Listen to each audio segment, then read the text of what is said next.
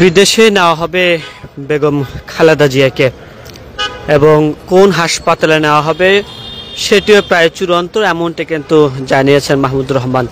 মান্না। কিছুক্ষণ আগে তিনি সাংবাদিকদের সামনে ব্রিফ করছিলেন। তিনি মূলত তিনি এসেছিলেন বিএনপি চেয়ারপারসন বেগম খালেদা জিয়াকে দেখতে এসেছিলেন এবং তিনি সেখানে সাক্ষাৎ করেছেন।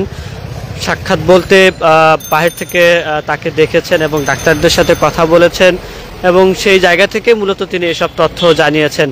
এবং আরও যদি বলে রাখি, তার শারীরিক অবস্থার সর্বশেষ খবরটি যদি জানিয়ে রাখি, তিনি যেটি বলছিলেন যে এখন কিছুটা একেবারে যে উন্নতি তাও নয়, একেবারে যে অবনতি তাও নয়, মাঝামাঝি অবস্থায় রয়েছে, এমনটি কিন্তু তিনি জানিয়েছেন। দর্শক, এই মুহূর্তে আপনাদের সরাসরি যুক্ত করেছে এভার কেয়ার হাসপাতাল থেকে এবং জানানোর চেষ্টা করছিলাম যে বেগম খালেদা জিয়ার যে শারীরিক অবস্থা,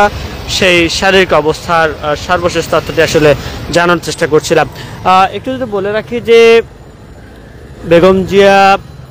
6 দিন ধরে কিন্তু এই এভার কেয়ারে নিবিড় পর্যবেক্ষণে রয়েছেন। প্রথমে কেবিনে থাকলেও পরবর্তীতে তাকে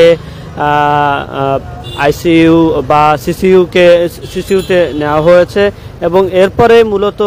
আসলে গতকাল রাত থেকে হঠাৎ করেই তার শারীরিক অবস্থা বেশ অবনতির দিকে যাচ্ছিল এবং সেই জায়গা থেকে আমরা দেখতে পেয়েছি যে বিএনপির স্থায়ী কমিটির বিভিন্ন পর্যায়ের নেতৃবৃন্দরা তারা কিন্তু এখানে এসেছিলেন এবং বেগম খালেদা জিয়ার সাথে যে সাক্ষাৎ, সেই সাক্ষাৎটি কিন্তু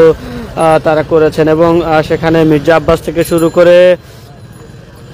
বিভিন্ন পর্যায়ের নেতৃবৃন্দদের সাথে বিভিন্ন নেতৃবৃন্দরা তারা কিন্তু এই এভার কেয়ারে এসেছেন এবং এসে কিন্তু তারা কথা বলেছেন। এবং গতকালকে যেটি বরকতুল্লাহ বুলু বিএনপির ভাইস চেয়ারম্যান তিনি যেটি জানিয়েছিলেন যে তার অবস্থা আগের চেয়ে ভালো রয়েছে এবং আজও আসলে বিভিন্ন নেতাকর্মী যারা রয়েছেন, বিভিন্ন রাজনৈতিক দলের নেতাকর্মী যারা রয়েছেন, তারা সাক্ষাৎ পরে আসলে এমনটিও কিন্তু তারা জানাচ্ছেন। তবে তার যে বিদেশ নেওয়ার বিষয়টি, সেই বিদেশ নেওয়ার বিষয়ে কিন্তু এখনও চূড়ান্ত যে সিদ্ধান্ত সেটা এখনও আসেনি এবং এই মুহূর্তে কিন্তু তাকে বিদেশে নেওয়ার কোনো যে সুযোগ সেটি নেই, কেননা তার যে শারীরিক অবস্থা, সেই শারীরিক অবস্থা কিন্তু পুরোটা কিন্তু হয়নি, অর্থাৎ পুরোটা যে কন্ডিশন আসার কথা যে বিদেশে নেওয়ার বিষয় সেটি কিন্তু এখনও আসেনি। এবং বিএনপির আরেকজন নেতা তিনি যেটি বলছিলেন যে ইতিমধ্যেই কোন হাসপাতালে নেওয়া হবে, সিঙ্গাপুরে নাকি আমেরিকার কোনো হাসপাতালে, সে বিষয়েও কিন্তু এখনও চূড়ান্ত যে সিদ্ধান্ত সেটি নেওয়া হয়নি। তবে সবগুলোই তারা প্রস্তুতি রেখেছেন এবং এয়ার অ্যাম্বুলেন্স সেটিও তারা প্রস্তুতি রেখেছেন, এমনটি কিন্তু তারা জানিয়েছেন। দর্শক, এই মুহূর্তে আপনাদের সরাসরি যুক্ত করেছি কালের কণ্ঠ ফেসবুক পেজ থেকে।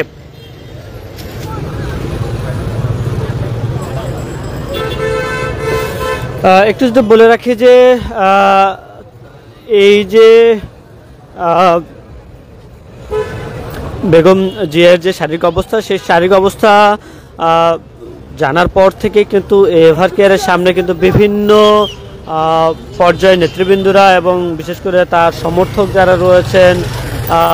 তারা কিন্তু এভার কেয়ারে এসে কিন্তু জড়ো হচ্ছেন এবং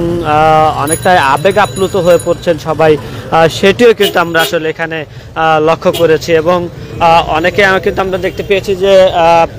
কান্না সুরে কিন্তু তারা আসলে